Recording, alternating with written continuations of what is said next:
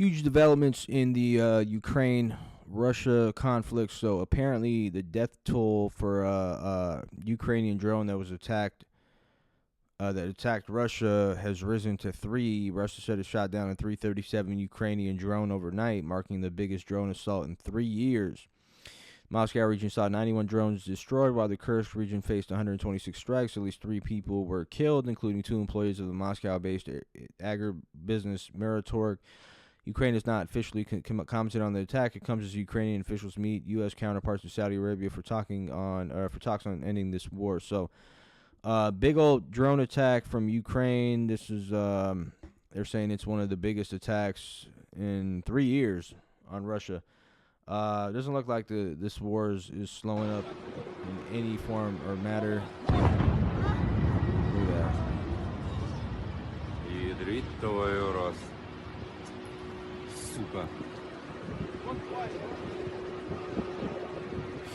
And one thing you gotta also realize with this whole conflict is, unlike the Israeli-Palestinian conflict, there hasn't been substantial civilian death on either side. Which is, but I mean, there's been almost 1 million people that have died, soldiers that have died, and as much as people love to say that, Russia's obviously winning the war, and I mean, they've sacrificed a lot. You got to think like 1 million soldiers, 1 million soldiers passed away to take over, little fragments of Ukraine. And I guess Russia's going for the long game. That's the whole thing. Eventually Ukrainians are going to run out of money. They're going to give up. And that's Russia's goal. But it's like, that's no way to run a damn country, man. 1 million Russian soldiers have died, and you guys haven't taken over Kursk yet. And it's like, holy smokes, A significant attack indeed. According to the authorities here, they shot down 337 drones in total over Russian territory, with at least 91 of those being downed over the Moscow region, which is the area that surrounds the capital. None of them made it through to the city centre here itself because of the various air defence systems that have been constructed in the last 3 years to shield Moscow. But there has been damage and casualties caused in the outskirts as a result of these drones being shot down. So the latest we're hearing from the governor of Moscow region is that at least 3 people have been killed, at least 7 people injured, several apartment buildings have been damaged, some residents have been evacuated from their buildings in some places. For several hours this morning, all 4 of Moscow's major airports were shut due to the threat of drones. We understand those restrictions have recently been lifted, but still widespread damage and widespread disruption. And it feels like Ukraine was trying to send a message here, a message to Russia and a message to the US, saying that it's not just Russia that holds all the cards. We still hold some cards too, and we're still capable of causing attacks, causing problems for Russia. So if we're forced to make concessions, then Moscow should be too. Yeah, and Ukraine and the Zelensky guy have done such a great job at pimping the Pentagon. I call it pimping the Pentagon. That he's gotten away with so much money for this war of attrition, really, because again, like it's come to a stalemate pretty much.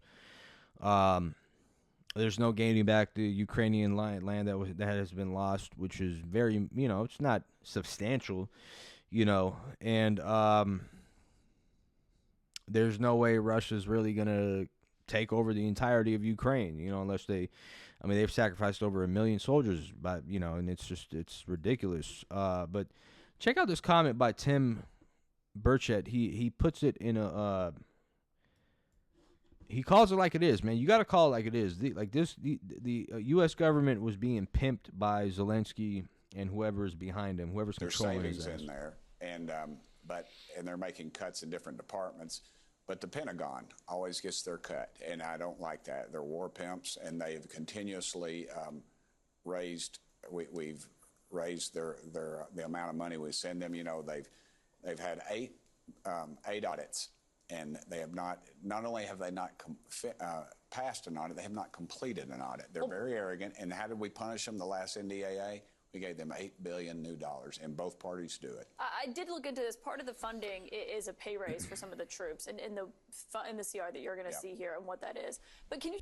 There's savings in Yeah, that. man. So, and you know that the whole announcement by Trump that there's like this mineral deal with Ukraine and all that shit's a bunch of baloney, guys. The U.S. does not need Ukrainian minerals, but I think it's just a way for Trump to get something moving, you know, in order to get a deal to put an end to this. But again, it's a bunch of baloney. I mean, and as you know, it's not like Trump. They're saying, oh well, Trump's being pro-Russia. Well, the problem is Ukraine. It's the most corrupt country on planet Earth. Like they've literally named it the most corrupt country on planet Earth, and no one's allied with the Russia. The Russia's KBG. So it's like, why would you? How would anyone who calls himself or wants to live in a democracy ally with Russia, which has literally, you know, put like a million individuals from their population into a meat grinder, fighting this war of attrition, and like that's no way to. I mean, like, come on, man. You know, so Zelensky is actually in Saudi Arabia now to talk to U.S. officials as Saudi Arabia's brokering the talks between Russia and Ukraine.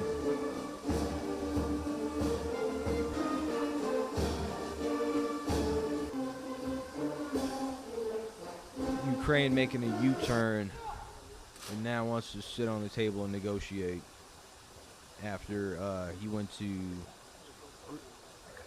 the Oval Office and pretty much put up a fight with J.D. Vance and Trump.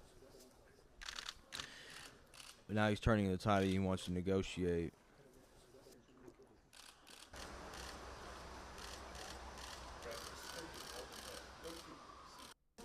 Again, these people don't want they don't want to end the war. They're money laundering billions of dollars.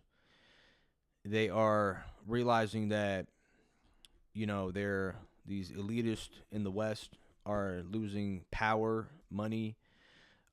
Places like China and Russia and these the axis of evil, they call it, have formed a system, an economy of their own, and they're creating a whole new currency with the BRICS situation. And they're isolating the dollar. They're trying to not depend on the dollar anymore, you know. And so a lot of what's going on is these people are in panic mode, and they're using these wars, like especially the Ukraine war, to launder money into these rich elitists' hands. They've laundered billions of dollars, and they're asking for more. And Trump's kind of stepping in the way of that, and he's trying to end it. And, you know, these